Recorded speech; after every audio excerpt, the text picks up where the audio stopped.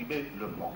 Alors, oui, les langues, il faut les investir, et toutes les langues, même celles que nous ne connaissons pas.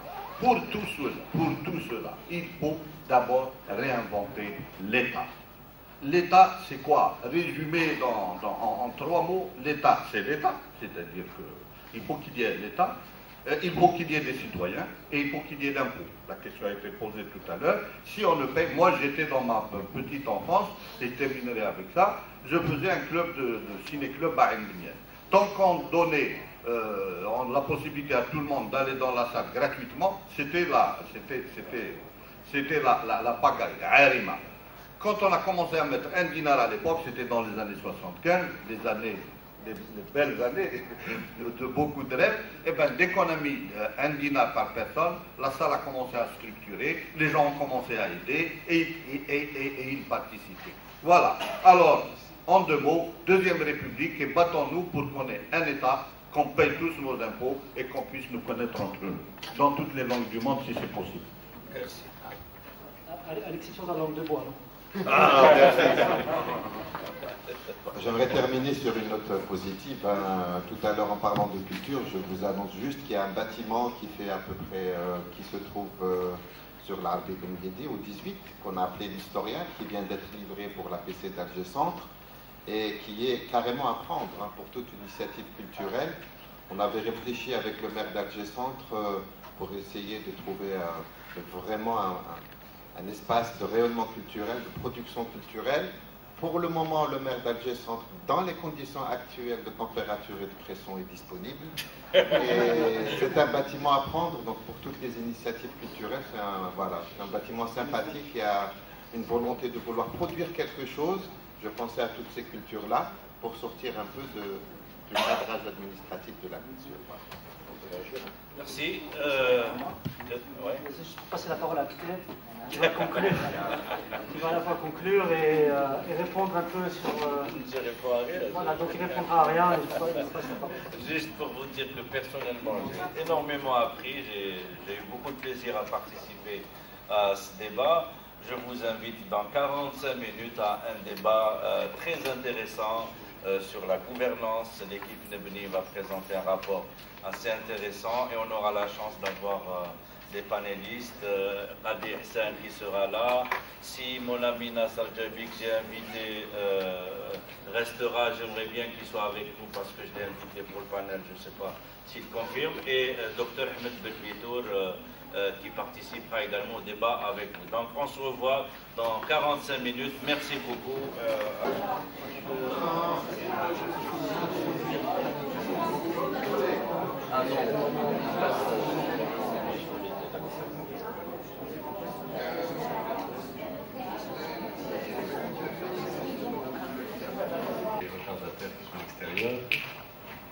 Mon ami Rostan va introduire la session. Bonjour, donc on va terminer cet après-midi par le thème gouvernance, le thème que tout le monde attend. Depuis le 26 mai, on a fait économie et emploi, éducation, santé. Ce matin, on a fait le vivre ensemble. Et la question récurrente qui revenait à chaque fois, c'est la gouvernance. Donc ce qu'on va faire, c'est qu'on va vous présenter le travail qui est un premier travail qui sera finalisé, comme tous les thèmes, en septembre-octobre avec la remise et la publication du rapport du cinquantenaire Nebni 2020. Donc juste pour vous rappeler, Nebni, c'est une initiative citoyenne, notre Algérie bâtie sur de nouvelles idées. Donc le travail a démarré le 13 avril 2011 et on s'était fixé 2 engagements. Faire un premier format Nebni 2012 de 100 mesures concrètes et de court terme, facilement applicables pour améliorer la vie du citoyen algérien. Le 5 juillet 2011, on a remis un rapport, on a publié un rapport qui était les 100 mesures pour l'amélioration de la vie des citoyens algériens. Et on a démarré Nebni 2020 et aujourd'hui on clôture les conférences débats qu'on a initiées en mai. Donc ça fait 7 semaines qu'on a publié sur le site nebni.org, sur les pages Facebook Nebni 2012, Nebni 2020, et toutes les conférences sont disponibles sur YouTube si vous mettez Nebni 2012.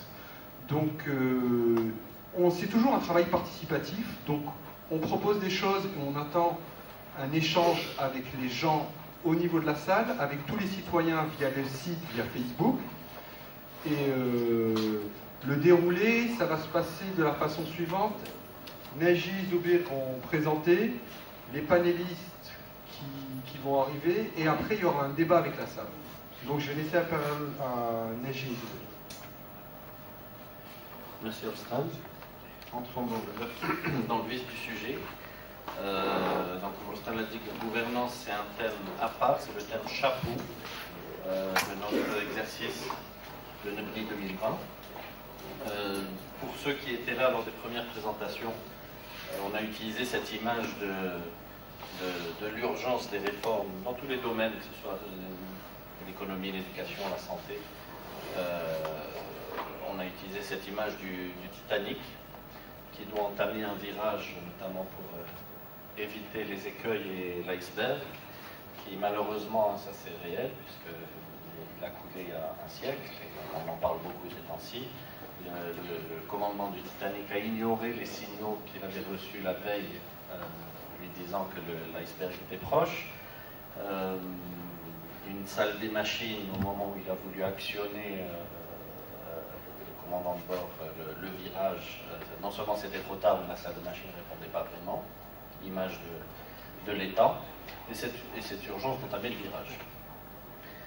Alors, je vais résumer sur une diapositive les messages de cette présentation et de ce à quoi on va se concentrer durant cette moins d'une demi-heure, on espère 20-25 minutes. D'abord, tous les chantiers, tout ce qu'on a proposé dans l'économie, dans l'éducation, dans la santé, dans la vie, sur la culture ce matin, repose quelque part sur une refonte de la gouvernance. Que ce soit la gouvernance de l'État, des institutions, que ce soit des questions de transparence, que ce soit des questions de responsabilisation de l'État vis-à-vis des citoyens, que ce soit de l'accès à l'information.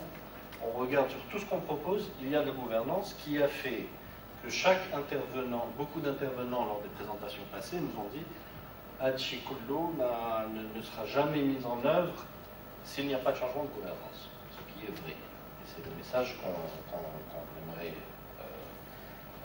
confirmer aujourd'hui.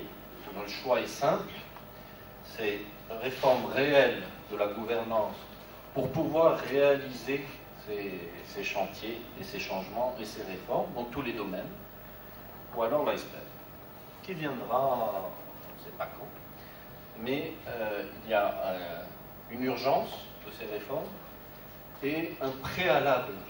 On peut proposer ce qu'on veut, les meilleures idées, on peut amener les meilleures équipes, on peut amener l'ensemble des prix Nobel dans toutes les disciplines pour s'occuper des affaires du pays. La gouvernance et la salle des machines et l'État ne répondent pas, ça ne servira à rien. Troisième message qu'on veut donner, c'est que cette réforme de la gouvernance, aujourd'hui dans le débat public, est un peu enfermée dans ce qu'on aimerait appeler un mythe. C'est un mythe un peu paralysant. Ce mythe, il dit qu'il y a une clé, une seule clé, unique, de la réforme de la gouvernance dans notre pays. La clé unique, c'est cette phrase qui est exprimée de différentes manières, c'est toujours le même message. Rien n'est possible sans changement de système. Sans changement de pouvoir, sans changement de nature du pouvoir, chacun a sa manière de l'exprimer, mais l'idée c'est qu'il y a une clé. Demandez à tout le monde, quel que soit son niveau de responsabilité, tant que le système ne change pas, on ne peut rien faire. Ça implique, évidemment, une déresponsabilisation. Un chef d'établissement, un directeur d'hôpital, un responsable dans un ministère, la société civile, les citoyens que nous sommes, système. Si le système ne change pas, rien ne changera, tous les efforts seront vains. Donc une déresponsabilisation, souvent du dédouanement, de l'attentisme, on appelle, on attend, le système changera et tout sera possible après. ça mène aussi à l'espérance qu'il y ait un homme providentiel qui vienne, il y a un changement de système, d'un coup de baguette magique. On va revenir là-dessus, c'est ce mythe qu'on veut déconstruire. Le quatrième message, ce qu'on dit, c'est ce qui compte pour changer ce système, c'est que c'est les incitations à tous les niveaux de l'État et des institutions. Ce qu'on dit, c'est qu'il n'y a pas de système de pouvoir, cette chose théorique et abstraite. On devrait pouvoir ne même pas utiliser ces mots. Ce qui compte, il n'y a pas de système de pouvoir en dehors de ces manifestations chez tout le monde, tous les responsables, à quel que soit le niveau de responsabilité de nos institutions publiques, mais même dans la société civile, même chez les citoyens. Et on va parler des règles formelles, des règles informelles, des influences et des incitations. Qu'est-ce qui fait qu'un responsable, que ce soit, on va prendre cet exemple souvent, un chef de service aux urgences, ou un chef d'établissement, un chef d'un centre de formation professionnelle, jusqu'au sommet de l'État, qu'est-ce qui fait qu'il va œuvrer pour le bien public ou pas? Quelles sont ses incitations? Et notre thèse, et notre contre-argument à cette clé unique, c'est de dire qu'il y a des clés, celle-là compte, cette clé-là du changement de système compte, mais il y en a beaucoup plus que ça. Il y a beaucoup plus de choses à faire et de clés à actionner que de lancer un slogan de changement de système et attendre que les autres le fassent. Et donc pour conclure, et là on va entrer dans du concret, ça ne va pas être juste des slogans, réformer la gouvernance, pour nous, c'est changer les incitations dans toutes les institutions. Et pour ça, encore une fois, du chef service tout en bas, jusqu'au ministre, jusqu'au président de la République, et inclus aussi la société civile, il y a des clés partout dans ce système. Il n'y a pas une clé unique que quelqu'un ou qu'un groupe de personnes détient. Alors, je vais aller un peu plus vite sur ce qui est pour beaucoup une évidence, c'est que tout ce qu'on a proposé jusqu'à maintenant, et en fait tous, même en dehors de ce qu'on propose, que beaucoup de gens proposent sur tous ces thèmes, relève tôt ou tard de la gouvernance. Par exemple, sur le thème de l'économie, on a dit qu'il faudrait une règle d'or, que l'État s'engage à ne pas utiliser une partie des recettes fiscales pétrolières pour... Qu'est-ce que ça veut dire? C'est-à-dire que l'État doit être crédible, il doit respecter ses règles, il faut qu'il y ait de la transparence dans l'utilisation des recettes. Les propositions techniques, on les creuse un peu, on tombe sur des questions de transparence et d'engagement et de redevabilité. On dit les textes ne sont pas mis en œuvre par les administrations, il y a des textes sur papier, au sac est différent. Qu'est-ce que c'est ça? C'est de la gouvernance, la mise en œuvre des réglementations. Transparence, on parle d'évaluation des interventions de l'État dans tous les domaines. Pour qu'une évaluation soit utile pour l'État, pour qu'elle soit indépendante, il faut qu'il y ait une liberté d'accès à l'information, une liberté d'enquête, etc. Tout ça, c'est la gouvernance. Dans tous les domaines. Sur la santé, on dit qu'il faut une évaluation indépendante de qualité des soins, il faut impliquer le citoyen, il faut décentraliser la décision, il y a la gouvernance. Même chose sur l'éducation. Des incitations des chefs d'établissement, qu'est-ce qu'il faut mettre en œuvre pour que le directeur d'une école professionnelle fasse ce qu'il faut qu'il fasse pour que les étudiants qui en sortent les diplômés trouvent un emploi. C'est une question d'incitation, c'est de la gouvernance. Et même chose, comme vous l'avez entendu ce matin, concernant la ville, on a parlé d'implication des acteurs, de décentralisation, ou la culture, où un gros thème a été la réforme de la gouvernance du secteur de la culture, pour que les citoyens et consommateurs de culture aient plus de voix au chapitre. Donc, tout ce qu'on a proposé ne vaut rien, absolument rien, sans une réforme de la gouvernance. Donc voilà pourquoi on dit, c'est ou alors on réforme réellement cette histoire de gouvernance, ou alors le reste c'est des débats techniques inutiles, et on n'arrivera pas à changer la trajectoire de notre beau navire qui a eu 50 ans hier. Alors ce mythe de la clé unique, la pensée dominante aujourd'hui,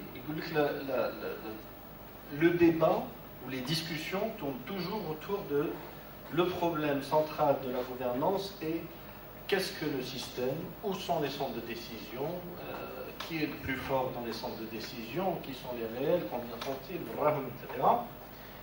Et puis, cette chose abstraite, chacun sa théorie, à quoi elle ressemble, de la boîte noire, du système, du pouvoir, des décideurs, dans toute une terminologie nationale sur cette question. Et sans que ça change, rien ne change. Donc on espère, ou alors on fait des appels, ou alors on attend. Ou alors on se dit peut-être qu'en 2014 il y aura une élection et j'ai un candidat extraordinaire, J. Bismarck, il va changer de pouvoir et le système, les décideurs et tout ça.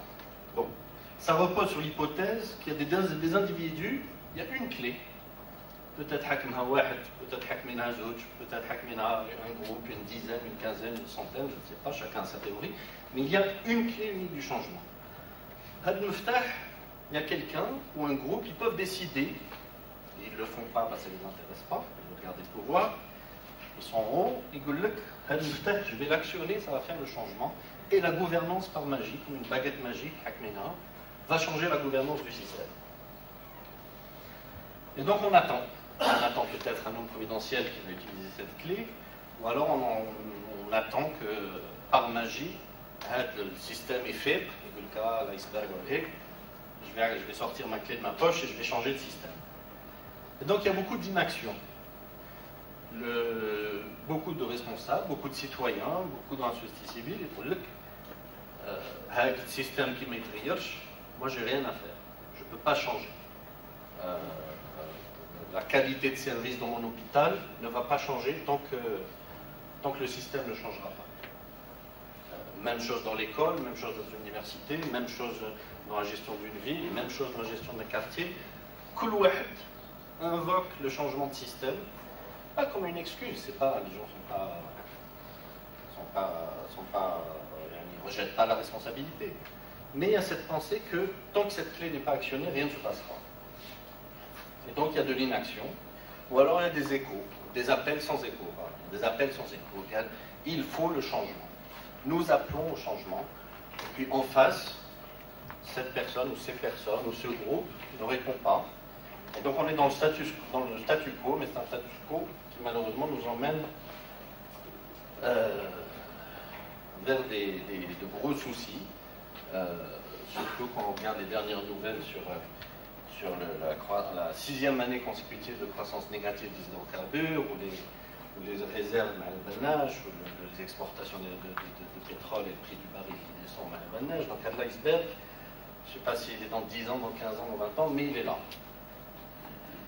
Alors notre thèse, c'est de dire qu'il y a beaucoup plus de clés que cette clé unique. Il y en a peut-être même des milliers. Chacun a une partie de cette clé fétide. Donc, notre argument, ce n'est pas de dire cette clé-là que le pouvoir détient, c'est pas de la contourner. La clé, sur la refonte de la nature du pouvoir, ou est-ce que peut-être qu'un changement de constitution, une clarification des textes, mais je pense que les textes sont très bons.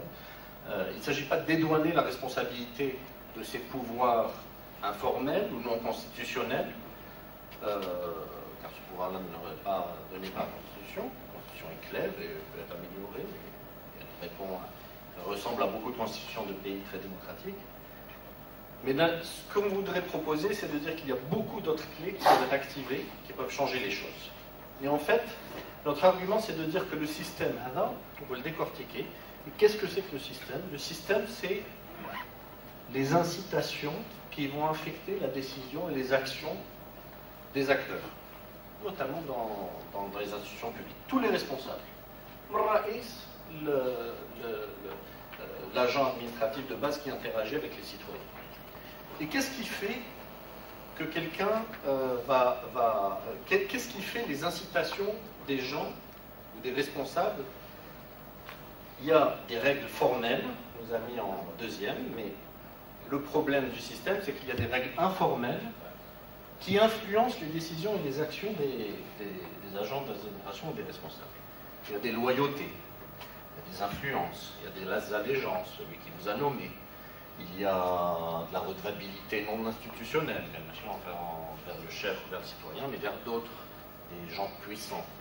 Il y a des intérêts privés. Ça existe partout. Il y a des règles informelles par rapport au texte qui font que quelqu'un va agir en fonction du bien public ou alors il va répondre à d'autres intérêts. Et puis bien entendu, il y a aussi des règles formelles et hiérarchiques. On appelle l'institutionnalisation. Voilà la politique adoptée, voilà le texte, voilà les responsabilités de chacun, voilà les prérogatives de chacun, parce que chacun fait ce qui lui est demandé de faire ou pas. Ce n'est pas quelque chose qui est absent, il ne faut pas noircir le tableau, c'est un élément important qui affecte les décisions de chaque responsable quand il se présente à son bureau le matin. On a mis ça en caractère plus petit parce que notre thèse est que le problème fondamental de la gouvernance, c'est que ces règles informelles, ces allégeances et ces loyautés subies, pour la plupart des responsables bien entendu, ont la primauté, sont plus importantes que les règles formelles. C'est ça la désinstitutionnalisation dans le pays et l'État a souffert.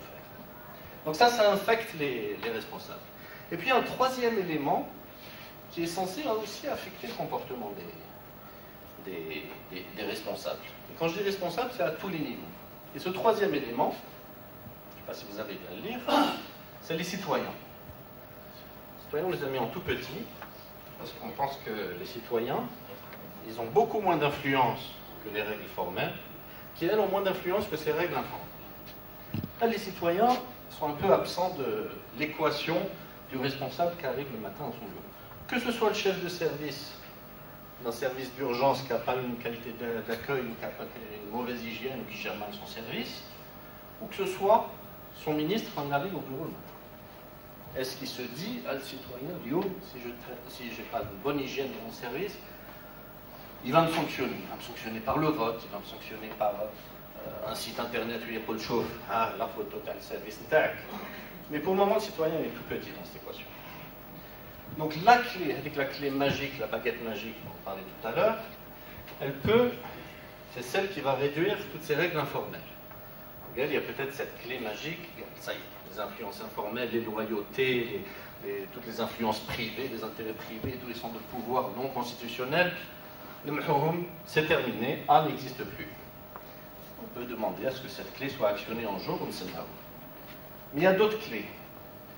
La clé sur B, les règles formelles et hiérarchiques, l'institutionnalisation, il y a déjà beaucoup à faire. La réforme de l'État, faire en sorte que le responsable, le chef de service de tel service d'urgence ou là, le directeur d'un enseignement professionnel ou un enseignant dans une université fasse ce qu'il a à faire, ça demande à ce que sa performance soit mesurée de manière crédible et indépendante.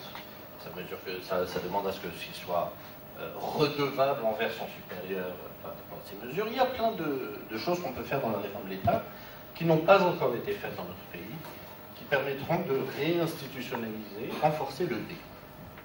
Mais il y a aussi beaucoup de clés pour renforcer les citoyens, pour voir les citoyens, pour influencer le décideur ou le responsable quand il arrive à son bureau le matin. Responsabilisation, redevabilité de l'État envers le citoyen. Et là, il y a des choses concrètes. Ce qui est intéressant, c'est que le A, c'est peut-être une clé. Si on croit à cette théorie qu'il y a un cabinet noir ou un pouvoir qui décide et qui détient cette clé, B et C, ça peut se faire, il y a des milliers de clés. Ça peut se faire au niveau du service hospitalier dont on a parlé, ça peut se faire au niveau du centre de formation professionnelle, et ça peut se faire dans tous les rouages de l'État. C'est pas facile à faire, mais ça peut se faire. Inclus et C aussi. Donc notre vision du changement est la suivante. Aujourd'hui, voilà la situation de la gouvernance de notre pays. Nous voulons proposer des chantiers réels, concrets, les clés, les milliers de clés qui existent, pour qu'on passe à un poids des citoyens beaucoup plus important qui responsabilise le chef de service, pour reprendre cet exemple simple, une réforme de l'État qui fait que les règles formelles et hiérarchiques reprennent le dessus, en attendant que la clé A, avec la clé magique, vienne à s'actionner. Notre argument, c'est que ce n'est pas ces règles informelles, ces influences, ces pouvoirs anticonstitutionnels ne sont pas une fatalité. Elles ne sont pas une fatalité pour le chef de service d'hôpital ni pour le directeur d'école professionnelle. Parce que ces choses-là sont faisables. Et c'est ce qu'on veut proposer. Et ces choses-là vont affaiblir le poids, sans les faire disparaître, le poids de ces allégeances, de ces loyautés, de ces choses, de ces pouvoirs informels subis par la plupart de nos responsables à tous les niveaux de l'État. Donc l'idée, c'est de contrebalancer le mal, entre guillemets. Au lieu de continuer à dire changer le système, actionner la clé, de dire qu'il y a des milliers de clés ici, même à titre individuel, qui peuvent commencer à faire bouger la balance pour que les incitations des responsables aillent vers le bien-être social. Et le bien-être social, c'est les citoyens. les citoyens qu'on a oubliés dans notre gouvernance actuelle. En fait, l'objectif, c'est eux, l'unique étalon du développement. Ouais. Juste une chose sur cette fameuse clé dont on parle, l'unique clé qu'il y aurait. Rapproche-toi. C'est que quand on regarde l'expérience des pays voisins, la preuve empirique, c'est que même ça, ça ne suffit pas. Regardez la situation dans laquelle ils sont. C'est plus compliqué que ça. C'est pour ça que on insiste vraiment sur cette dimension-là, sur la redevabilité, sur l'action sur les citoyens et les règles formelles, pour faire ce changement de gouvernance dont on a besoin pour nous développer en fait. Voilà, c'était vraiment. C'est que cette clé magique que tout le monde attend, alors on ne sait pas comment, mais qui transformerait le pouvoir, qui le rendrait plus clair, ou j'en sais rien. Même celle-là, elle ne suffit pas en fait. C'est utopique de penser ça, parce que l'expérience des pays qui nous entourent montre que sans un renforcement de la société, sans une capacité de dialogue, enfin, on ne va pas rentrer dans le détail, même ça ne marche pas, et ça peut conduire à pire. En fait. Alors, qu'est-ce qu'on va proposer pour rétablir cette balance en faveur du citoyen et en faveur des institutions? C'est 3 piliers, un tabouret. On va transformer le kursi en tabouret. Je ne sais pas comment on dit le tabouret de l'Arabia. C'est moi, kursi à 3 pieds. Tabouret. C'est beaucoup plus stable que la chaise, le kursi qui tarde à se. Le tabouret à 3 pieds est très stable, mais il suffit qu'un pied soit un peu plus faible de chez terre. Donc les 3 pieds sont vraiment complémentaires. Et on propose des actions selon ces 3 pieds. Le premier, c'est responsabiliser chaque maillon de l'État envers le citoyen. Et ça ne veut pas dire une ligne supplémentaire dans la Constitution. Ça peut se faire au niveau du chef service des urgences. Il a une clé interne au service, ou son directeur d'hôpital, pour responsabiliser ses chefs de service envers les citoyens. C'est là qu'on va... On reprend chaque fois cet exemple pour dire que ce sont des dizaines ou des centaines de clés qui existent, et ce n'est pas quelque chose de théorique, pardon, c'est dans le mauvais sens. Le deuxième, c'est la réforme de l'État, institutionnalisée, reconstruire les mécanismes internes de redevabilité. Responsable, on veut qu'il soit plus redevable envers le citoyen. Il faut aussi de la redevabilité, de la responsabilisation en interne, une institutionnalisation. On entend souvent des responsables dire « j'ai lancé cette circulaire, rien ne se passe au bout de la chaîne ». Rien ne se passe au bout de la chaîne, ça veut dire que cette courroie de responsabilisation a disparu. A disparu parce que les influences informelles, que le monsieur ou la dame qui est au bout de la chaîne, elle reçoit la circulaire, mais d'un autre côté, elle répond à d'autres influences. Quelqu'un de puissant lui dit « fais passer telles urgences, ma cousine ». Et le troisième, parce que dans cette histoire qu'on dit responsabilité citoyen, l'hypothèse c'est que le citoyen va influencer l'État. Le citoyen, tout d'un coup, va dire « ah, l'hygiène dans le service d'urgence est très mauvaise et on va noter ça sur Internet ». Ça ne va pas arriver de manière magique pour ça. Il faut donner les moyens aux citoyens pour qu'ils responsabilisent l'État. Mouch la barrage, la violence, mais c'est essentiellement des libertés publiques, et on va y venir, qui permettent à un groupe de citoyens, je vais prendre des exemples concrets, de responsabiliser l'État. Ces deux-là, responsabiliser l'État envers les citoyens et renforcer le pouvoir des citoyens pour responsabiliser l'État, ça va affecter le pouvoir des citoyens. La réforme de l'État, ça va affecter l'institutionnalisation, juste pour que les gens n'oublient pas. Voilà ce qu'on va dire. Renforcer les citoyens et réinstitutionnaliser l'État. Alors concrètement, qu'est-ce que ça veut dire? On va faire chaque pied du tabouret. Alors, le premier chantier de responsabilisation des maillons de l'État vers la société, c'est la transparence. La transparence, ça semble être un slogan, mais de notre point de vue, c'est notre thèse, tout ce qu'on propose là, sans ça, vous pouvez actionner la clé A qui m'a Zoubir, vous pouvez changer votre constitution, vous pouvez changer vos textes, vous pouvez changer ce qu'on veut, on ne va pas réussir à changer les incitations dans le système. Alors la transparence, qu'est-ce que ça veut dire? Ça veut dire que le chef de service, ou le directeur d'hôpital, ou le directeur d'école, s'il en a le pouvoir, peut décider de laisser une association de la société civile, une association de consommateurs ou une association de parents de malades, de venir chaque semaine de manière sans prévenir, voir quel est l'état d'hygiène ou les conditions d'accueil dans le service en question. La transparence, c'est le directeur d'école d'enseignement professionnel qui fait un petit peu d'effort pour savoir si ses diplômés ont trouvé un travail ou pas et qui publie ses chiffres. Ouria Tal'ab, dans toute la structure de l'État. Et quand on regarde les indicateurs internationaux de transparence dans le panel de 12 pays qu'on a choisi, on est le dernier. Dernier. Alors on a choisi des pays comparables à nous, des pays qui ont fait leur transition entre pétrole, l'Indonésie, le Mexique, Tunisie, Maroc, Égypte, etc. Dernier, sur la transparence. Et ça s'applique dans tous les domaines, que ce soit la gestion des ressources pétrolières, jusqu'à l'efficacité d'un hôpital ou d'un centre de formation professionnelle. L'évaluation, et la transparence, c'est pouvoir voir ce que fait l'État. L'évaluation, ça permet de voir si les actions de l'État ont un impact ou pas. Est-ce que ça marche ou pas? Est-ce qu'on a le droit de faire des évaluations indépendantes? Est-ce qu'il y a des institutions indépendantes de l'exécutif qui peuvent évaluer? Et là, on a des recommandations très précises sur la mise en place d'une institution indépendante d'évaluation des politiques publiques, logée à l'APN et contrôlée en majorité par l'opposition à la société civile. La justice indépendante, la décentralisation pour rapprocher l'État du citoyen, pour responsabiliser le chef de daïra par rapport à ses citoyens.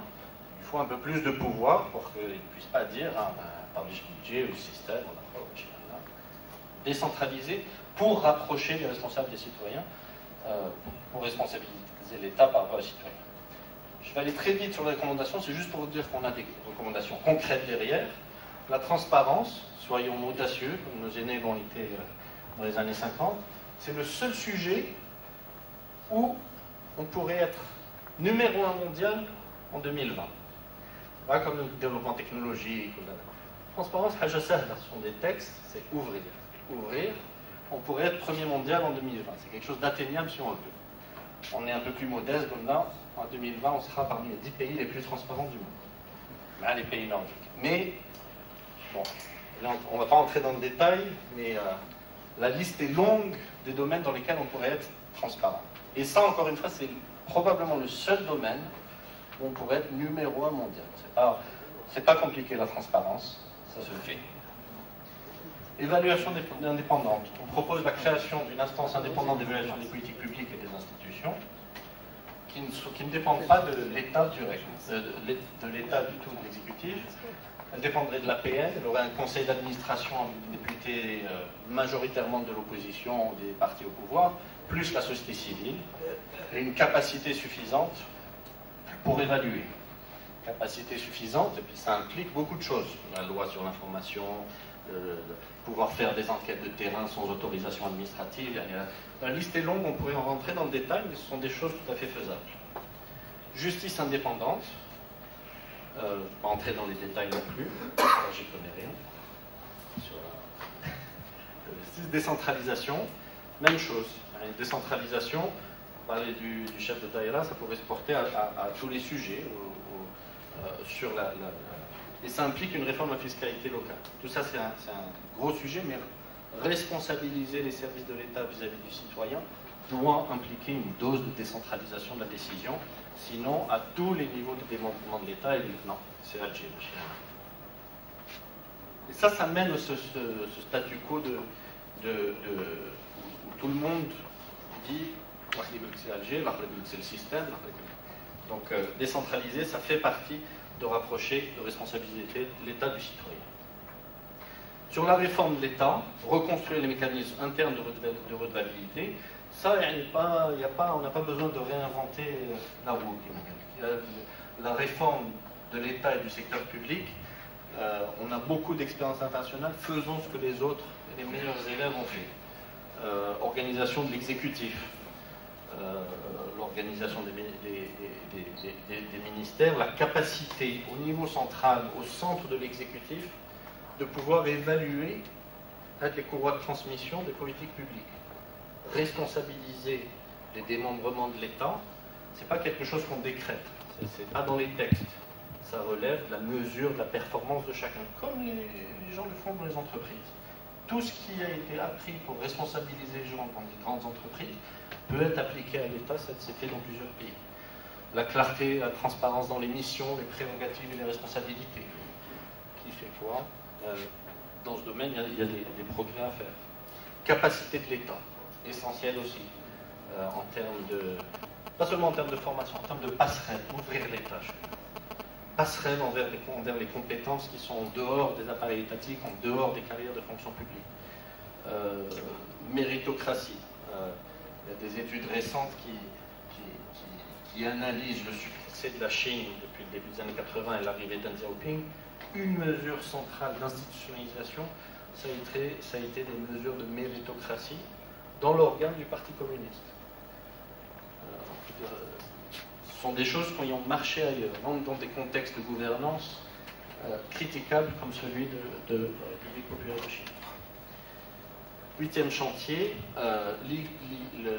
l'outil informatique d'administration. L'outil informatique, c'est la transparence, c'est aussi la responsabilisation, c'est aussi réduire l'arbitraire dès que les choses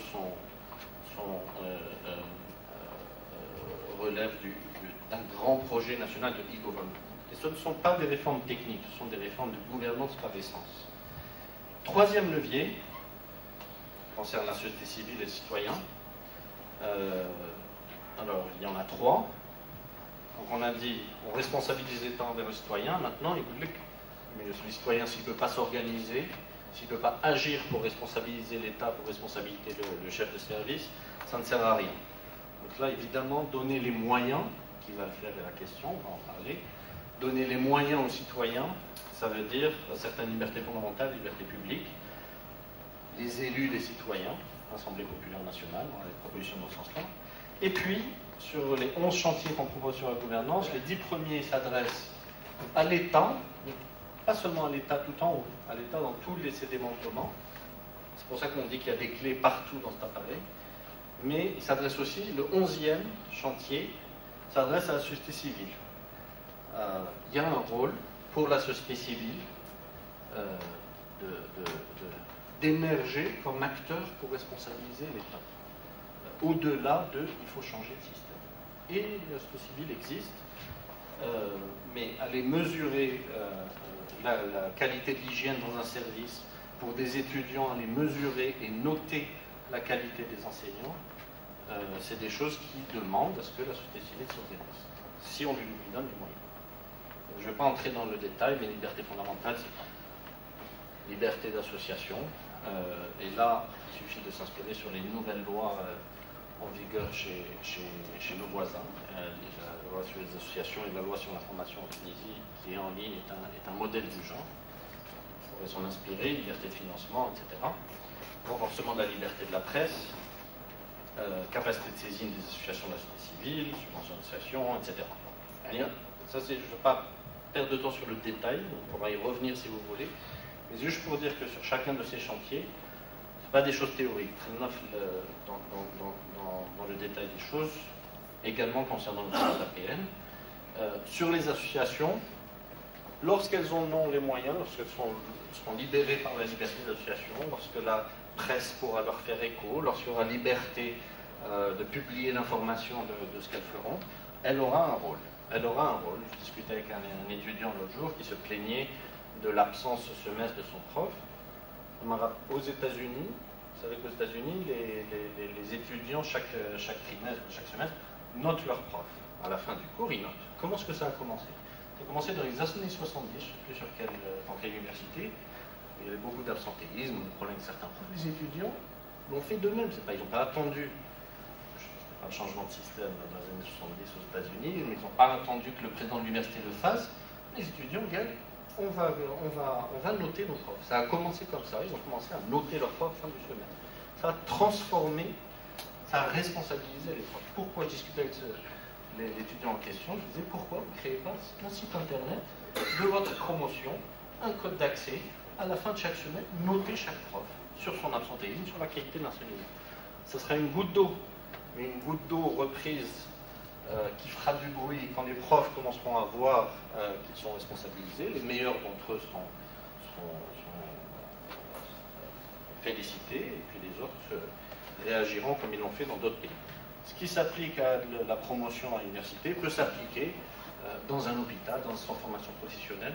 La société civile, même à un niveau minuscule, a un rôle et peut se prendre en charge sans attendre que la clé magique du changement de système vienne transformer tout cela. Et je vous remercie.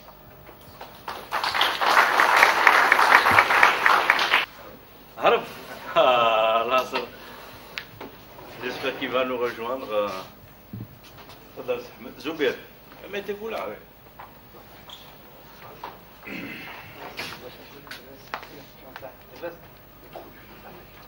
Hein? Pas debout. Introduit le panel. Ils sont connus, on va pas présenter. Je vais comme d'habitude demander à Dr Ahmed Ben Bitour, que je ne vais pas parce qu'il est écrit sur des questions économiques essentiellement. Donc je vais vous demander une première réaction sur cet exposé, sur ces propositions, tant sur le plan du bilan, est-ce que vous partagez le bilan, est-ce que les leviers qui ont été identifiés, vous validez, est-ce qu'il y a des angles morts, est-ce que les chantiers, une première réaction, puis après on a un certain nombre de questions qu'on va partager avec les panélistes et ensuite on va ouvrir le débat et la participation à la salle. Je vous donne lecture politique pour élargir le champ du débat lorsque les gens vont intervenir dans le débat. Je ne crois pas que ce soit par hasard que vous avez organisé la dernière intervention sur la gouvernance aujourd'hui. C'est le 50e anniversaire de l'indépendance. D'accord? Donc c'est, si vous voulez, un moment important, un demi-siècle d'indépendance, un moment important qui aussi nous appelle à un recueillement, à une reconnaissance vis-à-vis de ceux qui ont sacrifié leur vie pour que nous puissions vivre dans cette indépendance. Mais c'est aussi le moment de faire un bilan de réalisation des objectifs qui étaient tracés au moment où il fallait se sacrifier pour cette indépendance. Donc c'est comme ça que je verrai un peu comment se présenteraient les choses. Je voudrais tout d'abord féliciter effectivement l'équipe de l'EBNI qui s'est engagée très fortement, qui a fait un travail très important pendant une longue durée sans donc perdre de confiance et nous présenter un certain nombre d'éléments importants pour réformer l'État, pour mettre en place la gouvernance, pour mettre un certain nombre de points dont a besoin l'Algérie aujourd'hui. Donc je les remercie beaucoup. Mais donc ils nous ont aussi fait des propositions sur la direction de gouvernance pour une Algérie de progrès et de prospérité. Et en ce moment, il me vient à l'esprit ce vers de Abu Tayyib al-Mutanabbi. عيد بأي حال عدت يا عيد بما مضى أو لأمر فيه تجديد. والإشكالية والبيت القصير هو في قضية الأمر اللي فيه التجديد. Aujourd'hui, on parle bien sûr de changement. Changement dans le sens de la clé. Moi, je crois qu'effectivement, la clé ne suffit pas, mais la clé aussi est importante. Donc il faut noter que le temps des réformes est très largement dépassé. Ça fait plus de 10 décennies que nous sommes dans des réformes politiques et des réformes économiques. C'est-à-dire que nous avons traversé un siècle pour passer dans un autre siècle et nous sommes toujours en train de vouloir faire des réformes économiques. Alors se pose la question de la parabole de la voiture. Si une voiture fait un accident à un endroit donné, vous pouvez dire est-ce une défaillance mécanique ou bien est-ce une erreur du conducteur. Mais si toutes les voitures qui passent au même endroit font l'accident, là se pose la question de la route et non plus de la voiture ni du conducteur. Donc je crois que nous sommes dans un problème où il faut regarder la route, pas seulement le conducteur et le chauffeur. Alors lorsqu'on parle de changement, deux questions s'imposent. La première, c'est quel système de gouvernance? Justement pour ne pas rester dans la question du A. Il faut se poser la question, il ne faut pas dire on va changer, mais il faut dire aux gens on va changer vers quoi? s'ils ne savent pas vers quoi ils vont changer, ils ne pourront pas y aller. La deuxième question importante, c'est comment réaliser ce changement. Parce que vous me dites, je veux changer, c'est bien, mais comment le réaliser? Moi, je crois que la population, quand vous leur demandez qu'est-ce que vous recherchez dans le changement, ils vous disent, nous voulons la grandeur des individus s'amenuise face aux institutions. Que la grandeur des individus s'amenuise face aux institutions. فيه قامات الرجال أمام المؤسسات تضاءل فيه قامات الرجال أمام المؤسسات. Le deuxième point intéressant qu'ils prennent toujours, ils disent que le Zahim se plie devant le génie des compétences nationales et la sueur des bâtisseurs. يعني تنحني فيه الزعامات أمام عبقرية الكفاءات وعرق الكادحين. Et le troisième élément qu'il porte toujours, il faut que les gouvernements s'effacent devant la grandeur du pays.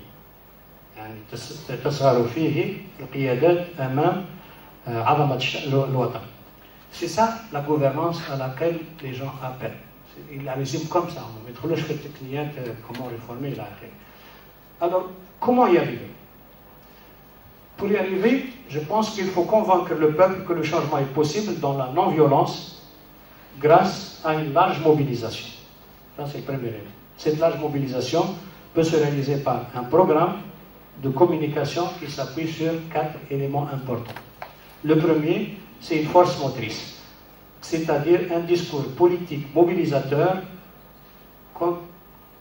construit sur des propositions solides. Propositions solides, ça veut dire construire l'État, construire l'Algérie du XXIe siècle, c'est-à-dire la refondation, et je ne parle pas de la réforme, la refondation de l'État, la refondation de l'école, la refondation de l'économie, la promotion des compétences nationales et la numérisation. Ce sont les 4 éléments sur lesquels on peut construire l'Algérie du XXe siècle. Mais ça ne suffit pas, la population attend des choses concrètes, donc comment lutter contre les maux dans la société, la corruption, la perte de la morale collective et tous les maux sociaux qui sont. Le deuxième élément de ce programme de communication qui pourrait amener le peuple à y croire, c'est une vision, c'est-à-dire des orientations claires pour un progrès durable qui réunit la dynamique économique, la justice sociale, la raison écologique et la préservation des ressources naturelles, bien sûr, parce que nous fonctionnons sur des ressources naturelles non renouvelables.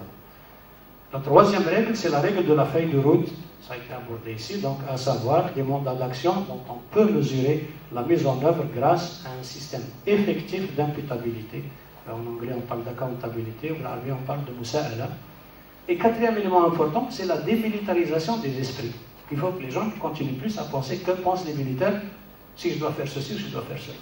Il faut arriver à démilitariser les esprits. Ça, c'est une action envers la société civile.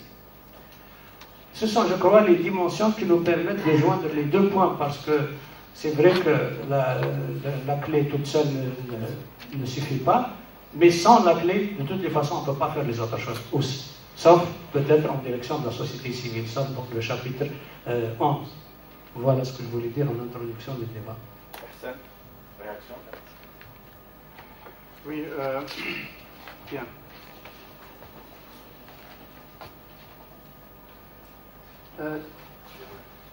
Moi, ce que le rapporteur a appelé la grande clé et les milliers de petites clés qui peuvent faire en sorte qu'on renverse l'équation sans avoir à attendre le changement du système. Alors, d'abord un élément de diagnostic par rapport à la grande clé. Nebni nous a habitués à être précis jusqu'à aujourd'hui. Dans le diagnostic sur la diversification de l'économie algérienne, dans le premier rapport, que d'ailleurs a présenté Najib El-Hassin,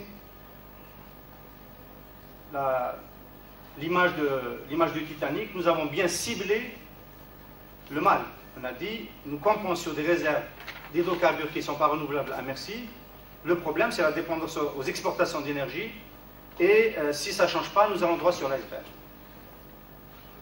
Dans le cas de la gouvernance, évidemment, je n'ai pas demandé au rapport de Nebni d'être à mon niveau de détail personnel, mais si l'Algérie a un biais dans sa gouvernance par rapport à ce que sont les critères de Mahmoud Béhan, de manière générale, notamment dans les organismes multilatéraux, la transparence, la redevabilité, la participation des citoyens, l'accès à l'information, donc la symétrie par rapport à l'information, etc. Si ce débat-là des critères, nous allons considérer que nous n'allons pas l'aborder, nous pouvons tous admettre qu'il y a un biais en Algérie vis-à-vis de ce panel de critères. Il y a un problème. Chaque pays a son problème. Le Maroc, le poids du Mekhzen, le poids du palais fait que la gouvernance marocaine n'est pas proche encore de ces critères-là. En Inde, ce serait des systèmes claniques. Dans un grand pays pétrolier comme l'Arabie Saoudite, c'est la féodalité pétrolière. Aux États-Unis, c'est le lobbying. Les lobbies financent les campagnes des candidats électoraux à la présidence. Et donc, il y a une redevabilité informelle qui va continuer à peser et qui va impacter toute la gouvernance à partir du sommet. En Algérie, je pense que le diagnostic de Nebni gagnerait à être un peu plus précis sur quel est le biais endémique à la gouvernance algérienne. Bon, nous savons tous, dans le café, on dit l'Askar. M. Benbitoul vient d'en parler à l'instant en disant qu'il faut démilitariser les esprits vis-à-vis des militaires. Et j'espère que ça ne s'adresse pas à M. Benbitoul seulement à la société civile, mais que ça s'adresse aussi au personnel politique, parce que c'est surtout à lui de faire ce pas, de ne plus se poser la question au chef Moulaskar. En Algérie, nous avons ce problème-là. Alors, et quand on dit l'Askar, bon, le corps de l'armée a délégué un de ses organes, le DRS, l'ancienne sécurité militaire, pour assurer le contrôle politique et le contrôle social. Alors aujourd'hui, la question qui pourrait se poser, c'est de désigner ce biais qui fait qu'il y a une redevabilité parallèle. 2, d'évaluer l'impact de cette redevabilité parallèle sur le fonctionnement de l'appareil politique. Qu'est-ce que ça donne? Est-ce que ça le rend plus efficace? Ça peut le rendre plus efficace. À certains moments de l'histoire de l'Algérie, peut-être que c'était bien d'avoir à obéir plus à un officier de l'ASM qu'au suffrage universel. Je ne peux pas rentrer dans le détail. 3, aujourd'hui, donc, sur quelle courbe s'inscrit cette redevabilité informelle? Est-ce qu'elle améliore le rendement politique et économique du pays ou pas? Et de ce point de vue-là, moi, s'il y a eu un warning sur les finances publiques en première instance, dans le premier atelier de Nebni, aujourd'hui, moi, j'aimerais solennellement lancer un warning sur le fait que la chape de plan du DRS sur la vie politique, sur le clientélisme, sur la gestion des carrières politiques, nous coûte extrêmement cher et nous envoie tout droit sur l'iceberg. J'en veux pour exemple, pour ne pas rester éternellement sur ce point, le e-gouvernement. La modernité de la gouvernance aujourd'hui passe partout dans le monde par l'utilisation de l'électronique et de la numérisation des données. En Algérie, nous ne pouvons pas passer la 3G. Tout le monde le sait, tout le monde à la RPT, au ministère des Télécoms, tout le monde vous dit la sécurité. On ne peut pas aller au-delà. La signature électronique, c'est pas possible.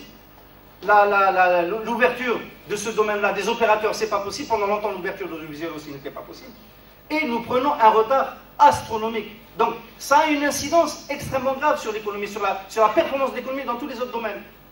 C'est vrai dans d'autres secteurs. Je prends celui des télécommunications parce qu'il me semble être le plus emblématique du préjudice que nous coûte cette prédominance du militaire sur le politique, pour utiliser le langage plus simple. Donc, diagnostic, évaluation du préjudice, ou en tout cas de l'impact, et puis surtout, dire aujourd'hui que le fait qu'un ministre puisse continuer à obéir à un sous-officier du DRS sur des questions secondaires, ce n'est plus supportable dans le monde de 2012. Le monde est très compliqué, c'est plus possible de le contrôler. Pour ceux qui ont pu le contrôler pendant longtemps de cette façon-là, il n'est plus possible aujourd'hui de le contrôler. Voilà. Et je suis très content d'être à côté de M. Ahmed Benbitoul, qui, jaloux de ses prérogatives, est l'un des rares, et peut-être même le seul haut responsable du pays, à avoir démissionné pour protester contre le fait qu'on lui ait pris ses prérogatives constitutionnelles, à savoir celles du chef du gouvernement. Et ce n'est pas de la parole, c'est extrêmement important. Beaucoup de responsables ne le font pas, à différents niveaux de responsabilité. Et la question qui se pose, c'est qu'est-ce qui les en empêche?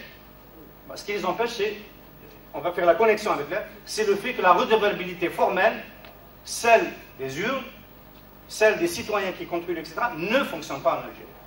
Donc, les milliers de clés, je finis sur ça, Effectivement, on peut être optimiste comme dans le rapport et dire qu'il y a un système d'incitation d'un autre type qu'on peut implémenter qui fera que chacun, à son niveau de responsabilité, peut bouger, etc. Moi, j'étais dans un colloque de la Banque mondiale sur la gouvernance il n'y a pas longtemps et ces formules étaient vendues à la Tunisie il y a 2-3 ans, ça ne marchait pas. Et il y a quelqu'un qui est venu nous faire un exposé pour nous dire que le gouverneur d'une région, Zarouane, réunissait régulièrement les associations de sa province, de son gouvernorat, pour décider de toutes les décisions qui engagent les politiques publiques. Consulter, suivre en même temps, etc. etc. Qu'est-ce qui a changé entre-temps? C'est la grande clé. C'est la grande clé. Donc, effectivement, on peut ne pas attendre que la grande clé se mette en œuvre. D'ailleurs, je suis tout à fait d'accord avec M. Blumito pour dire qu'on a passé un petit peu, et de beaucoup, le temps des réformes, mais ce sont les poussées par le bas qui feront bouger les milieux de clé. Les poussées par le bas, il faut les souhaiter, il faut les impulser, il faut les faire converger, il faut leur donner du sens, et je pense que dans une large mesure, c'est de ce côté-là que ça se passera. Merci. Merci.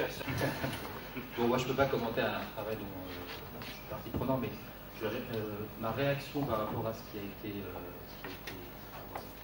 Hassan ou autre, c'est que à force de... C'est vrai qu'on a dit qu'on ne voulait pas contourner, notre démarche, ce n'est pas un contournement de cette question. Ce n'est pas un contournement. C'est juste qu'on pense que l'urgence est telle, j'assure, hein, c'est pas une... C'est pas pour faire peur, c'est vraiment qu'il y a une urgence qui est très, très critique. Il faut réagir. Et si on attend la explication de ce que tu dis ou autre, on risque d'attendre trop longtemps. Et moi, je crois que le changement de la gouvernance qui amènera ce pays à pouvoir se développer et à éviter la catastrophe qui l'attend autrement, ne peut venir que de la société civile. Il ne peut venir de nulle part ailleurs.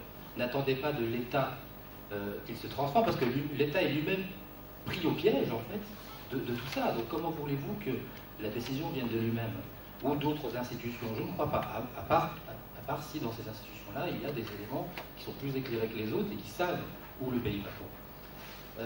La clé est dans l'implication de chacun, à son niveau, dans la responsabilisation du politique. Quand on va manifester et qu'on retourne à la maison une fois qu'on a eu une augmentation de salaire, je dis que c'est criminel. C'est criminel. C'est pas ça l'objet.